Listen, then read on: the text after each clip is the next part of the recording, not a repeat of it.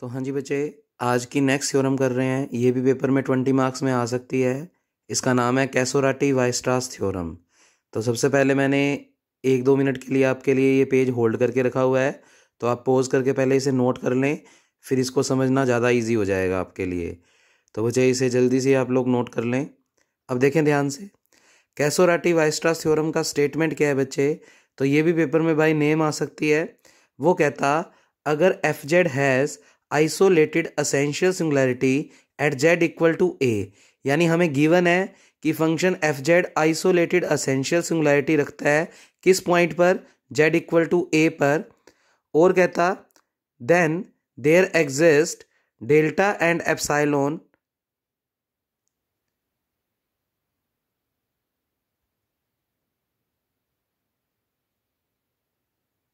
तो बच्चे मैं एक बार आपके लिए क्लियरिटी थोड़ी सी बढ़ा देता हूँ।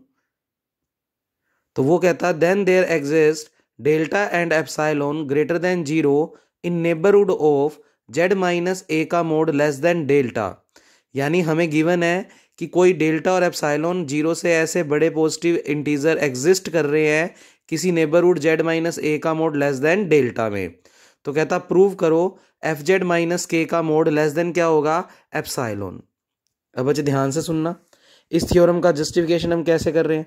कुल मिलाकर हमें ये मोटी मोटी बात गिवन है कि एफ जेड जो है वो आइसोलेटेड असेंशियल सिंगुलैरिटी रखता है एट जेड इक्वल टू ए, और हमें प्रूव करना है कि एफ जेड माइनस के का मोड किससे छोटा होगा, एप्सिलॉन।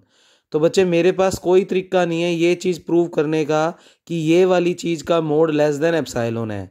तो बच्चे सी से कैसोराटी, और इसको याद रख सकते हैं कि इस थ्योरम को प्रूव करने के लिए हम कॉन्ट्राडिक्शन मेथड का यूज़ कर रहे हैं।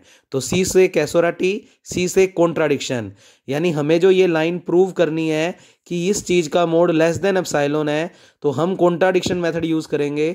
कॉन्ट्राडिक्शन मेथड क्या होता है, जो चीज़ प्रूव करनी होती है उसका उल्टा मान लो। तो हम मान लेंगे कि ये चीज़ ग्रेटर देन एप्सिलॉन है।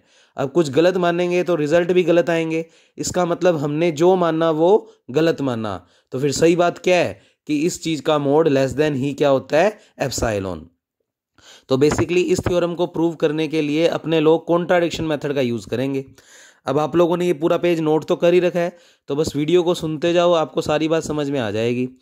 जहाँ पर के कोई ना कोई कांस्टेंट है। तो सबसे पहले लिखा प्रूफ, गिवन है F Z has isolated essential singularity at Z equal to A. मतलब अब ये बात तो पक्की है कि function Z equal to A पर आइसोलेटेड एसेंशियल सिंगुलैरिटी रखता है। दैट मीन्स इसके प्रिंसिपल पार्ट में इन्फिनिटी टाइम्स बन रहा है। तो कल मैंने 2-3 नोट लगवाए थे। मैं एक बार रिक्वेस्ट है आप लोगों से कि पहले आप वो नोट्स देख लें और उसके बाद ये वीडियो देखना, फिर आपको बहुत बेहतर समझ आएगी वीडियो। अब प्रूव क्या करना है, एफ जेड माइनस के का मोड किससे छोटा, एप्सिलॉन। इस थ्योरम को प्रूव करने के लिए हम कॉन्ट्राडिक्शन मेथड तो यूज़ कर ही रहे हैं, साथ में हम एक पिछले थ्योरम का आर्टिकल भी यूज़ कर रहे हैं। तो उस चीज़ को आप पेपर में इसी तरीके से लिख देना जैसे मैंने लिखी है। तो for proving this theorem we shall use following lemma. इस रिजल्ट को प्रूव करने के लिए हम एक लेमा का यूज़ करेंगे इस थ्योरम में, जहाँ पर हमने कल पढ़ी थी रिमान थ्योरम। एफ जेड अगर आइसोलेटेड असेंशियल सिंगुलैरिटी रखता है जेड इक्वल टू ए पर, और अगर वो फंक्शन बाउंडेड है इस ए पॉइंट के डिलीटेड नेबरहुड में, तो फिर फंक्शन रिमूवेबल सिंगुलैरिटी भी रखेगा उसी z equal to a point पर। ये हमने कल की क्लास में पढ़ा हुआ है बच्चे। इस बात का यूज़ इस थ्योरम में कैसे करेंगे वो देखते हैं। अब हेडिंग लगाएंगे आप अपनी कॉपी में, प्रूफ ऑफ मेन थ्योरम। हाँ जी, आपको पहले ही बता दिया था ये चीज़ प्रूव करने का कोई तरीका नहीं है, तो अपने कॉन्ट्राडिक्शन मेथड यूज़ कर रहे हैं। तो अपनों ने कहा कि इसने बोला है कि लेस देन एप्सिलॉन प्रूव करो, मैंने कहा मेरे हिसाब से ये लेस देन एप्सिलॉन नहीं है, तो उसको कैसे लिखेंगे, एज अ कॉन्ट्राडिक्शन हमने मान लिया कि एफ जेड माइनस के का मोड लेस देन एप्सिलॉन नहीं है। अब अगर लेस देन एप्सिलॉन नहीं है तो फिर ग्रेटर देन होगा। फिर बच्चे एप्सिलॉन को इस तरफ और एफ जेड माइनस के को अपोन में ले गए, मतलब क्रॉस मल्टीप्लाई कर दिया।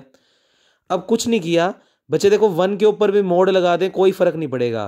तो मैंने इस पूरे फंक्शन पे मोड लगा दिया, और अभी भी निशान 1/एप्सिलॉन की तरफ ही ओपन है, इधर भी 1/एप्सिलॉन की तरफ ही ओपन है। मैंने इस स्टेप में बेसिकली क्या किया है, मोड को पूरे स्टेप पे लगा दिया, इसको इधर लिख दिया, इसको इधर। निशान वही है जो पहले था, 1/एप्सिलॉन की तरफ ही ओपन है और यहाँ पर भी 1/एप्सिलॉन की तरफ ही ओपन है, तो अपनों ने कोई निशान चेंज नहीं किया। ठीक है, उसके बाद इस लाइन को पढ़ना सीखा बच्चे। 1/fz माइनस के पे मोड़ लगाने पर वो किसी ना किसी कांस्टेंट से छोटा आ रहा है। भाई एप्सिलॉन 0 से बड़ा है तो कांस्टेंट, 1 भी कांस्टेंट, तो ये पूरी चीज़ क्या है, कांस्टेंट। याद करो बाउंडेड फंक्शन की डेफिनेशन, हम लिखते थे fz का मोड अगर लेस देन इक्वल टू क्या आ जाए m, तो हम कहते थे fz कैसा फंक्शन है, बाउंडेड। तो बच्चे यानी किसी भी चीज़ पे अगर मोड लगा हुआ है और वो किसी कांस्टेंट से छोटा है तो वो हमेशा कैसा फंक्शन होता है, बाउंडेड फंक्शन। तो बच्चे 1/fz माइनस के पे मोड लगा हुआ है और वो कहता मैं इस चीज़ से छोटा हूँ, तो 1/fz माइनस के बाउंडेड फंक्शन आ गया। पॉइंट जो मर्जी रख दो, तो हम पर्टिकुलर ए पॉइंट पर बात कर रहे हैं, तो अगर ए पॉइंट भी पुट कर देंगे तो भी ये चीज़ इससे छोटी ही रहेगी। तो इसका मतलब ये पूरा का पूरा फंक्शन बाउंडेड फंक्शन है z इक्वल टू ए पर। अच्छा, 1/fz माइनस के बाउंडेड है तो आप एक लाइन लिख सकते हो, 1 तो कुछ फर्क डालेगा ही नहीं कहीं भी, तो fz माइनस के भी कैसा फंक्शन है, bounded function at z equal to A. फिर अपने को गिवन है थ्योरम के अंदर कि fz आइसोलेटेड एसेंशियल सिंगुलैरिटी रखता है z इक्वल टू ए पर, तो हमने उस बात को लिखा। And given fz has isolated essential singularity at z equal to A. मैंने कल आपको नोट नंबर 1 लगाया था और बोला था कि कांस्टेंट फंक्शन किसी भी चीज़ पे इफेक्ट नहीं डालते, ना तो वो एनालिटिक फंक्शन पे इफेक्ट डालते और ना ही वो सिंगुलैरिटी पे इफेक्ट डालते। तो अगर fz क्वेश्चन में गिवन है कि वो एक आइसोलेटेड एसेंशियल सिंगुलैरिटी रखता है z इक्वल टू ए पर, तो फिर इसमें किसी कांस्टेंट को घटा देंगे तो भी रिजल्ट पे कोई इफेक्ट नहीं पड़ेगा। तो fz माइनस के has also isolated essential singularity at z equal to A. तो बच्चे ये फंक्शन भी आइसोलेटेड एसेंशियल सिंगुलैरिटी रखता है z इक्वल टू ए पर। अब आप इसमें एक लाइन और ऐड करना चाहो तो लिख सकते हो कि 1/fz माइनस के भी फिर क्या रखेगा, isolated essential singularity at z equal to A. तो इसको मैं वैसे ही लिख देता हूँ डायरेक्ट, आप बीच में एक लाइन और लिख दो, क्योंकि 1 कांस्टेंट है उसका भी कोई इफेक्ट नहीं पड़ेगा। अगर ये फंक्शन आइसोलेटेड एसेंशियल रख रहा है तो 1/fz माइनस के भी आइसोलेटेड एसेंशियल रखेगा। तो कुल मिलाकर आप इसको 1 में लिख लेना चाहिए सीधा डायरेक्ट। तो 1/fz माइनस के has also isolated essential singularity at z equal to A.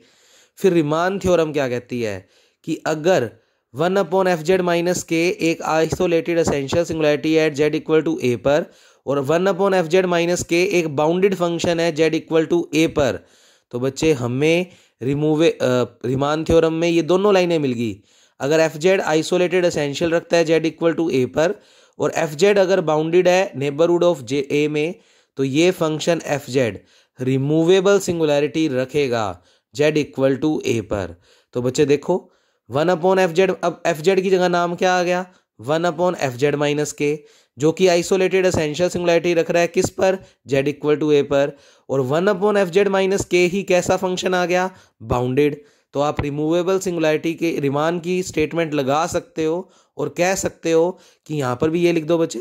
तो by Riemann theorem 1/fz minus के has removable singularity at z equal to A. क्योंकि हमें ये दोनों लाइनें मिल चुकी है रीमान थ्योरम की, तो उसका कंक्लूजन होता है कि वो फंक्शन रिमूवेबल सिंगुलैरिटी भी रखेगा उसी पॉइंट के ऊपर। तो हमारे फंक्शन का नाम चल रहा है 1/fz माइनस के, तो 1/fz माइनस के रिमूवेबल सिंगुलैरिटी रखेगा z इक्वल टू ए पर। अब इस लाइन का मीनिंग क्या है कि 1/fz माइनस के लिए जब मैं लोरेंट एक्सपेंशन लिखूंगा तो उसके अंदर सिंगुलैरिटी रिमूव हो चुकी होगी, यानी प्रिंसिपल पार्ट में कोई टर्म नहीं आएगी।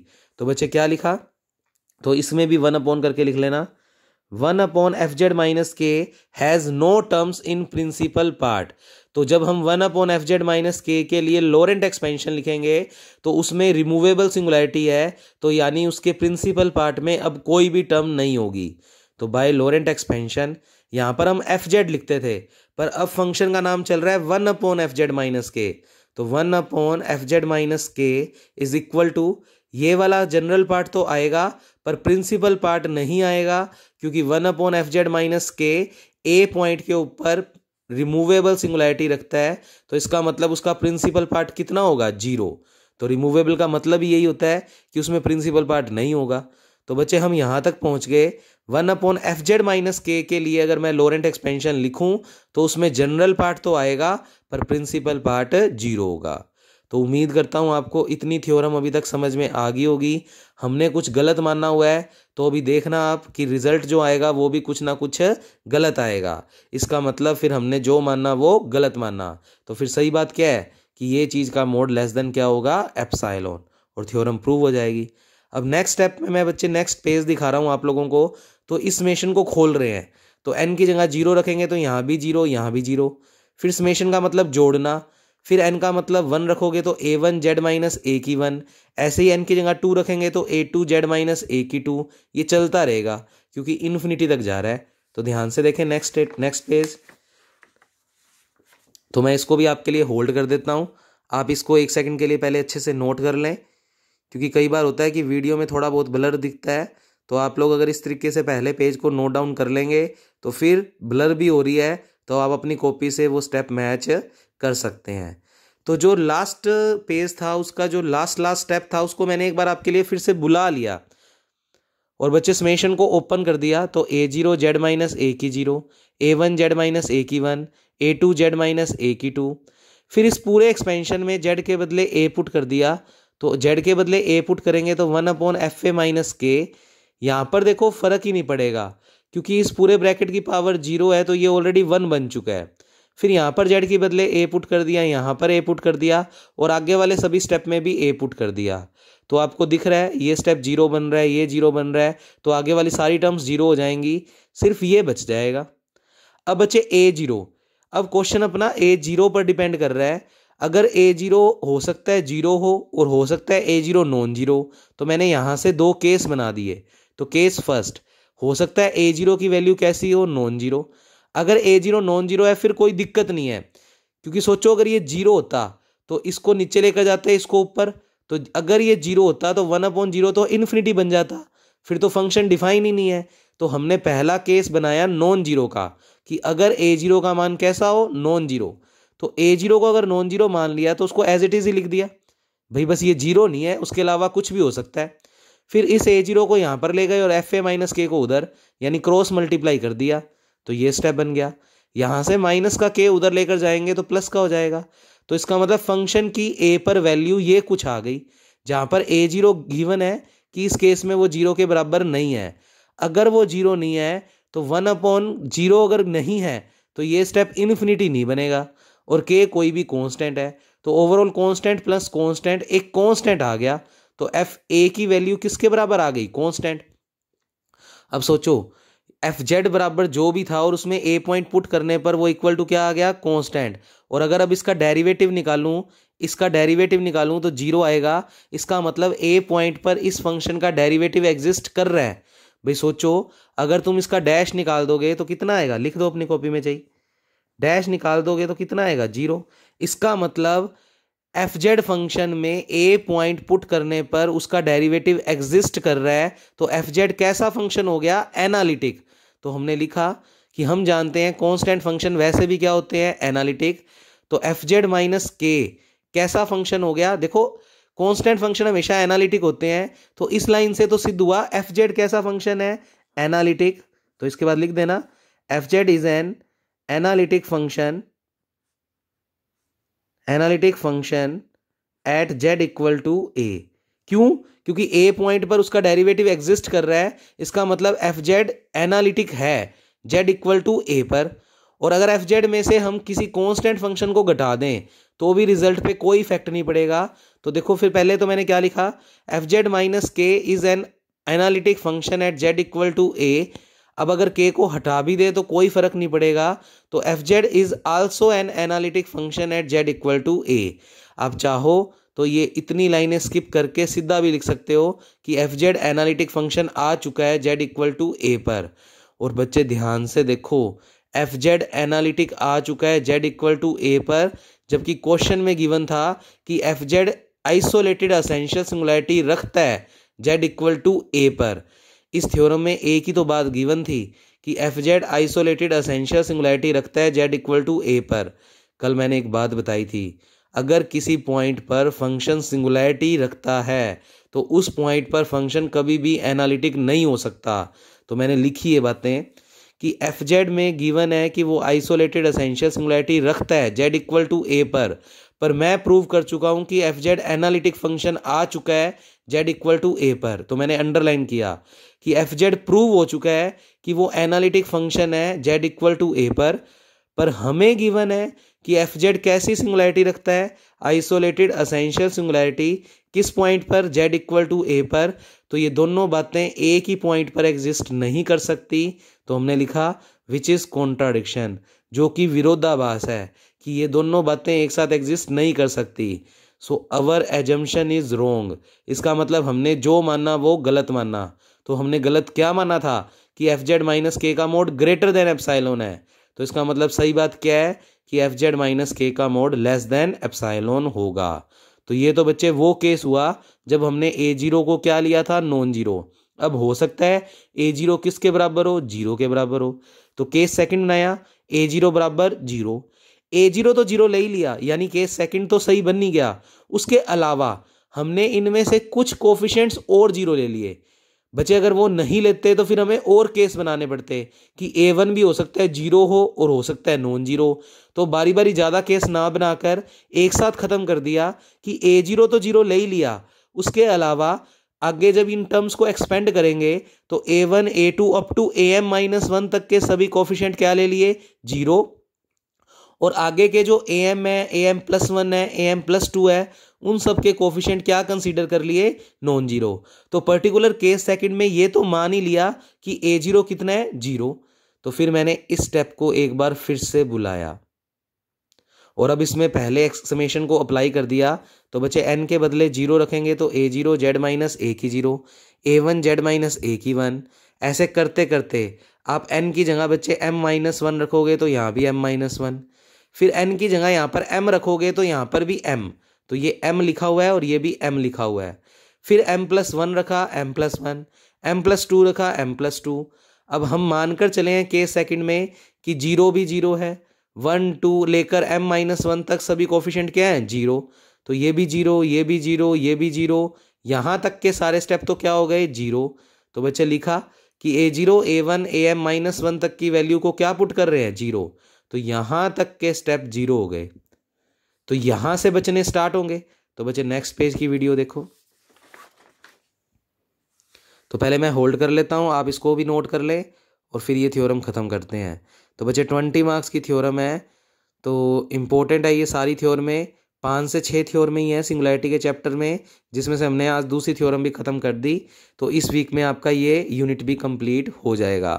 फीस बच्चे सभी बच्चे 2-2 पेपर की फ़ीस सबमिट करवाएं, ऑनलाइन पेमेंट कर सकते हैं। नंबर मैंने आपको पहली वाली वीडियोज़ में दे रखे हैं। अब देखें तो बच्चे जो एम माइनस वन तक के स्टेप थे वो तो जीरो हो गए।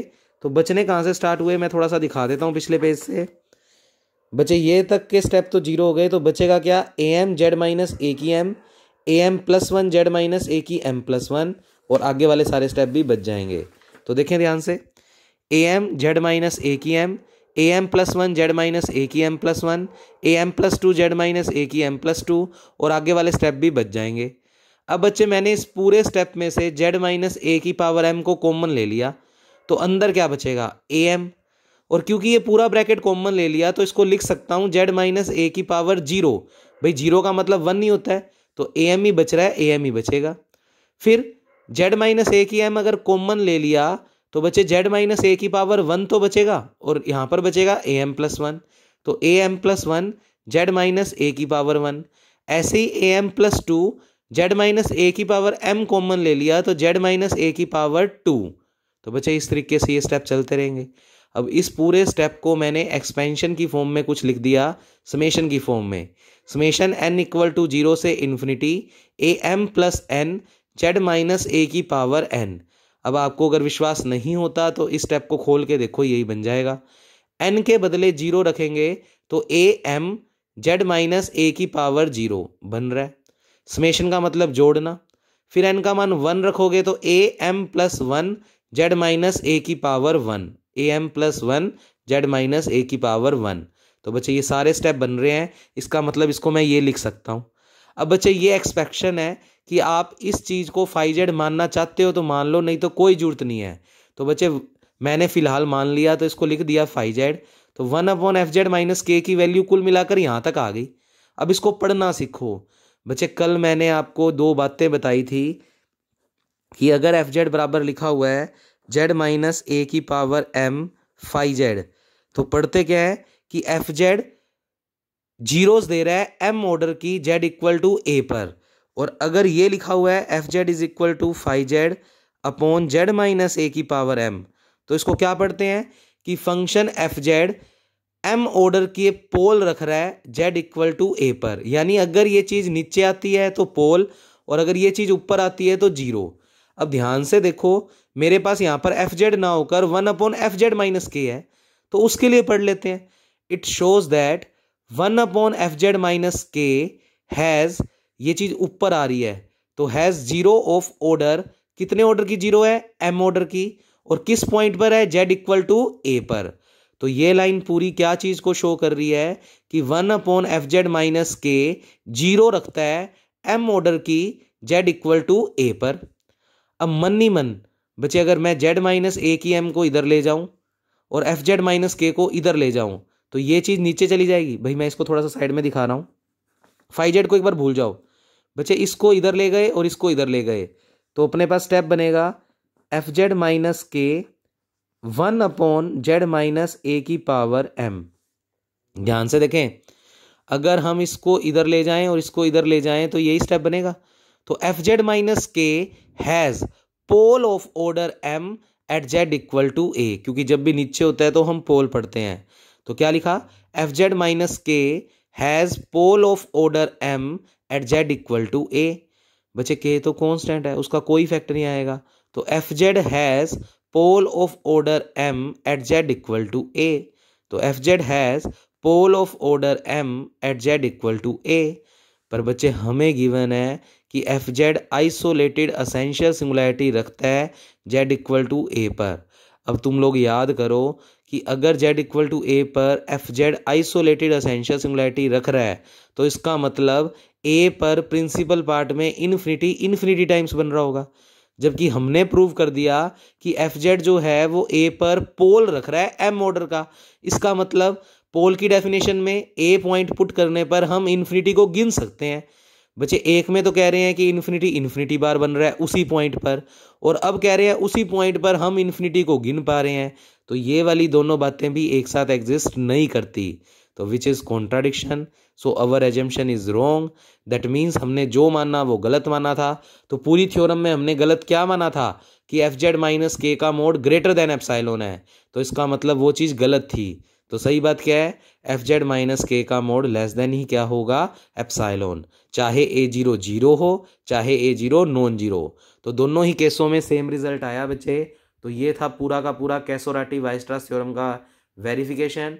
हो सकता है पेपर में सिर्फ कैसोराटी लिखे या सिर्फ वाइस्ट्रास लिखे या स्टेटमेंट दे दे, तो आप तीनों ही केस में ये थ्योरम करके आओगे।